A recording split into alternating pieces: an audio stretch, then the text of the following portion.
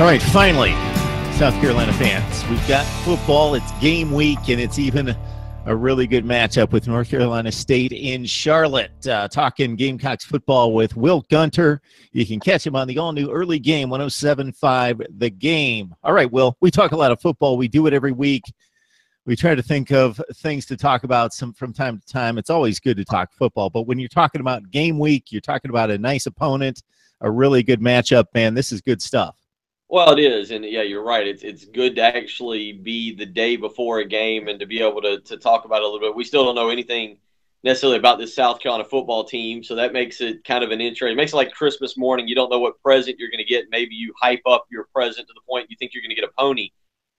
But I think at this point in time, it's time to send him out. Let's learn what Will Muschamp has in his second season. So that makes it a lot more exciting than the beginning of August when we were trying to break down fall camp.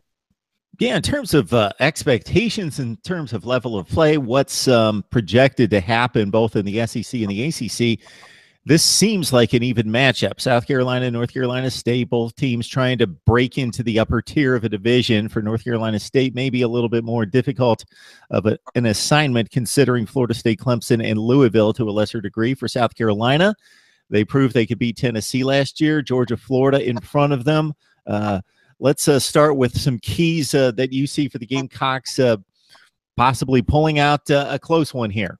Well, I think when you look at the fact that North Carolina State lost a player in their secondary, Mike Stevens, and they have a relatively young and inexperienced secondary, I think you start with, and one of the biggest keys of the game is going to be that matchup of South Carolina's offensive line against what is supposed to be one of the best defensive lines, not just in the ACC, but in the country in North Carolina State. And if South Carolina's offensive line can both protect Jake Bentley and give him time to throw against that secondary, but also open holes in the run game, it's hard not to see South Carolina coming away with a victory here. I think that the defense is going to be a work in progress, but you talk about keys to the game. I think it's going to start with that offensive line for South Carolina taking on the defensive line for North Carolina State and what kind of protection they can give Bentley and what kind of holes they can open for the running backs, which in turn opens up maybe a play action or two and an opportunity to use these wide receivers that we think are going to be very good, to use a guy like Hayden Hurst.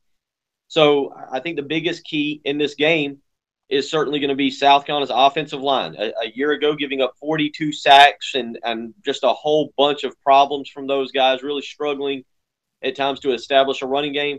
The offensive line against the defensive line is key, number one. And number two is one that I think you can put on pretty much any football game across the country this week, and that's turnovers.